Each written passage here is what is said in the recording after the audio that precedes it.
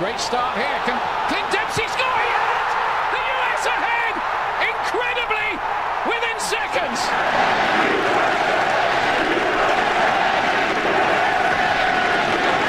The US there. What about that? It's John Brooks. It's John Brooks for the USA. Have they stolen it?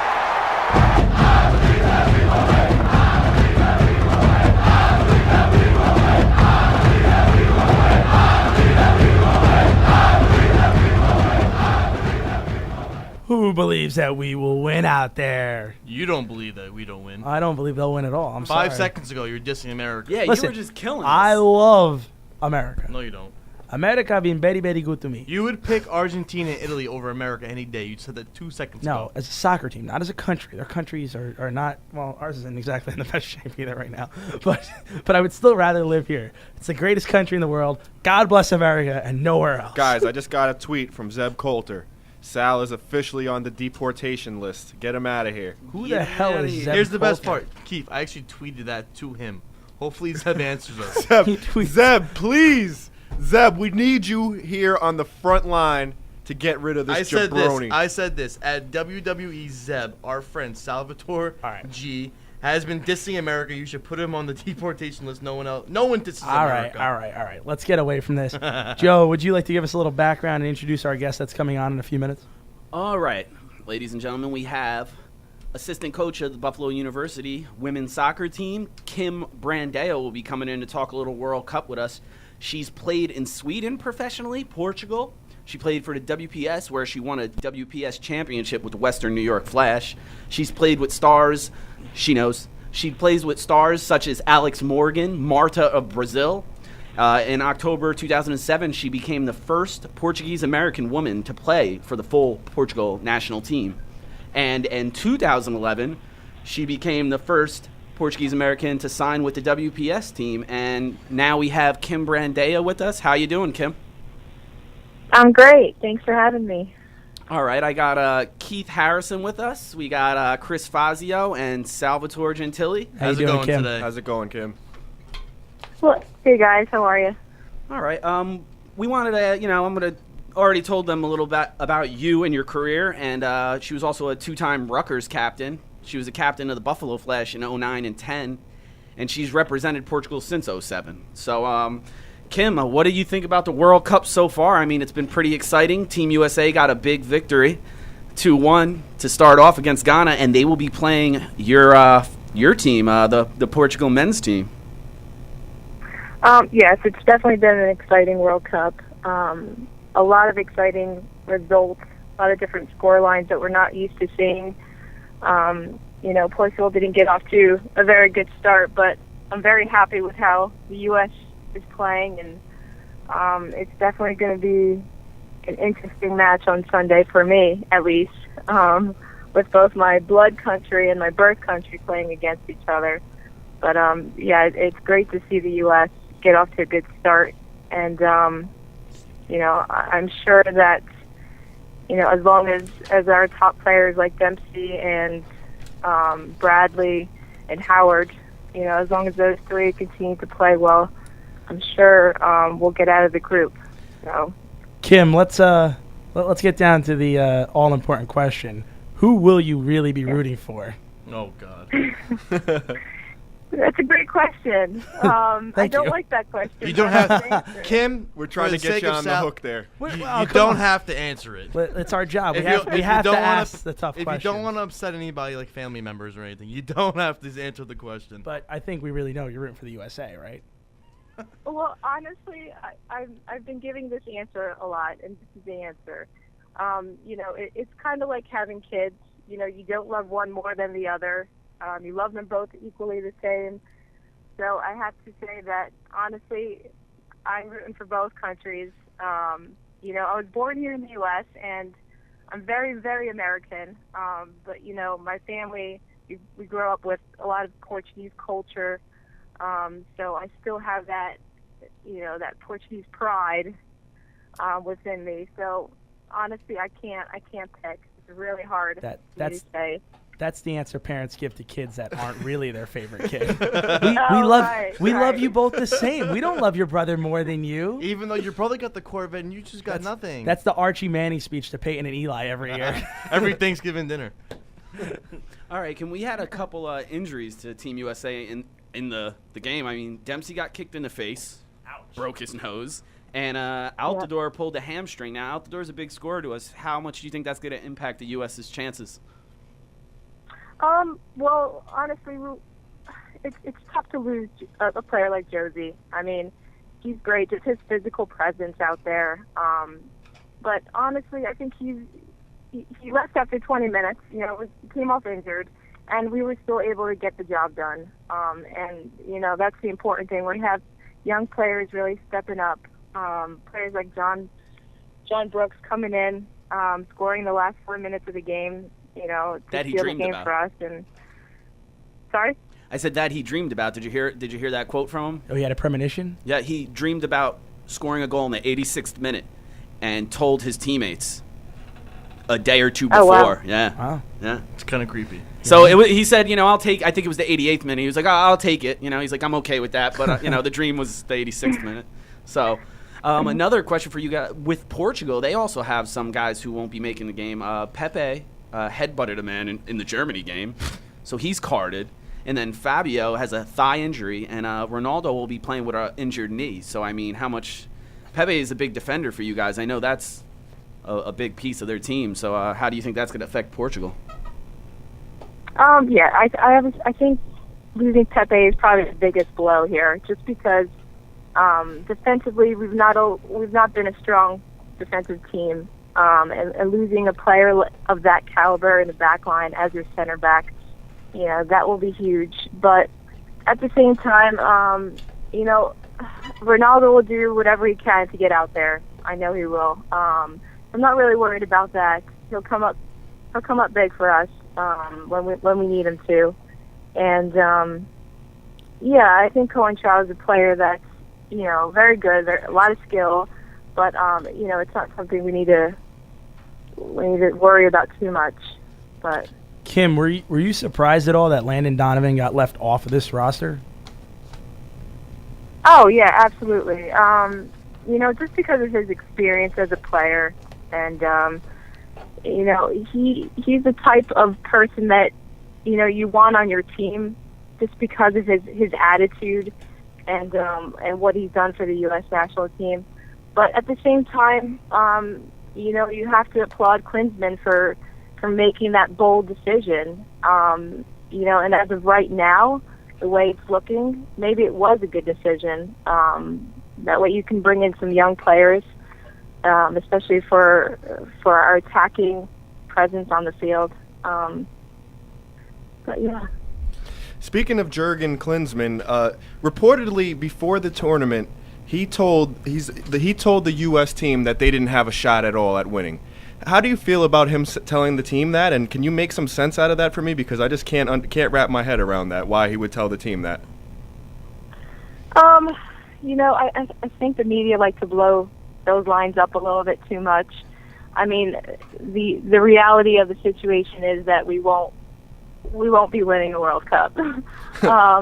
That's just no kidding. That's just the nature of you know, the world stage and where we are at as a nation in U.S. soccer. But honestly, maybe it was a psychological thing that he was trying to do to put into the players' heads, to not really put any pressure on our players, so that way when they go out there, they're relaxed and they're just playing for their team. But yeah, I don't look at that as a negative thing per se.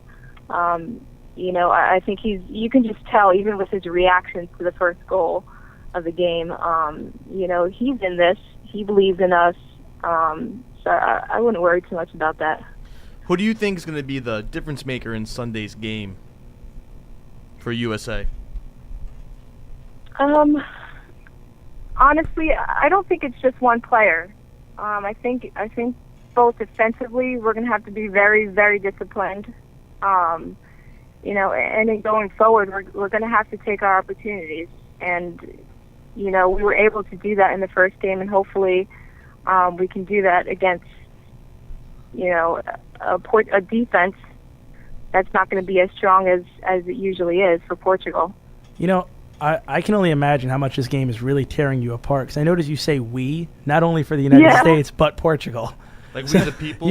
You are weeing both sides of the ball here. I know, and at the end of the day, it's going to be a good day for me. So, well, yeah, you can't I'm okay lose. with that. You can't lose. If they tie, you might as well just really jump for joy. Exactly. Oh, that would be the best case scenario. Absolutely. And you were saying earlier that they made way with they parted ways with Landon Donovan to bring in youth. There are 6 guys on this roster that are 24 years or younger. So I mean, is this the start to USA Soccer becoming a predominant team on the world stage? I hope so. I mean, it's hard to say that we're going to be a predominant team, for the future right now. It's hard to say that, especially since we've gone out in some early rounds in the last few tournaments. I think we got to the round of 16 at some point in the last 2 years, or in the last big tournaments. But yeah, I mean, it's definitely a good sign that we're bringing in these young players and we're developing them. And I guess this is the tournament to see whether or not we have that potential. All right, Kim, I had another question regarding Spain. I mean, they were a world powerhouse. They've won 3 major tournaments before this one, and they came in and just looked abysmal at best. They pooped the bed. What do you think, what do you think they could do going forward? I mean, obviously their World Cup is over, but I mean, and what do you think was the possible cause? I mean, they have a lot of the same players on that roster. I mean, legendary players. I mean, they got Javi, Cesc Fabregas. I mean, they got a lot more to name than that, and they just looked horrendous. Yeah, I think it's not just one thing. I think there's a few factors. I think teams are starting to learn how to defend against Spain. They came out with a new possession Barcelona style play where, everything is, their strength is in their midfield. And I think teams started to recognize that and put a lot of players in the midfield as well and kind of take that strength away. I also think, a lot of it has to do with the players and their recovery. I know the majority of those players for Spain are playing in England, and that schedule is very, very tough on their bodies. I don't think they're used to that, that constant playing every weekend, and sometimes 2 games a week. So that's something they're going to have to get used to. And they just didn't look focused. I think they weren't finishing their opportunities defensively, and they weren't disciplined. You were missing Puyol as their center back, no longer playing for them. I'm sure that was a big factor. But yeah, it's shocking, but it's also a good sign for the other national teams and how much they're, the level is not so, I guess, high and low. It's more even now. You were referring to the harsh schedule that the England players not England, the English Premier League players had to deal with. Now, USA and Portugal, they'll be playing in an environment that's a little rainforest, like the temperature, the humidity. Do you think that's going to have a bigger effect on the U.S. players, being, not from that environment? And how did you deal with that as a player? Yeah, it was a factor. Growing up in New Jersey, I did learn I understood what humidity meant. I knew how to deal with that. But yeah, it's definitely going to be a factor, I think, for any team, I believe. But go ahead. Sorry, I was saying, do you change the style of play now because of where you're playing, the temperature and the climate? Like, can you not attack the way you want to attack? Are you more control, possession soccer? Are you still trying to just attack? What? Your whole scheme has to change, right? Yeah, I think so. I don't think it's a huge emphasis, but you definitely have to be aware of how much energy you're putting out there, especially in the first few minutes or the first half of the game. You really have to think about that. But we do have a bench, and we've got to have confidence in using our subs and getting them out there. So it is a factor, but at the end of the day, every game is important, so you have to put everything into it. All right, Kim, I got 2 more questions for you. One, possibly 3.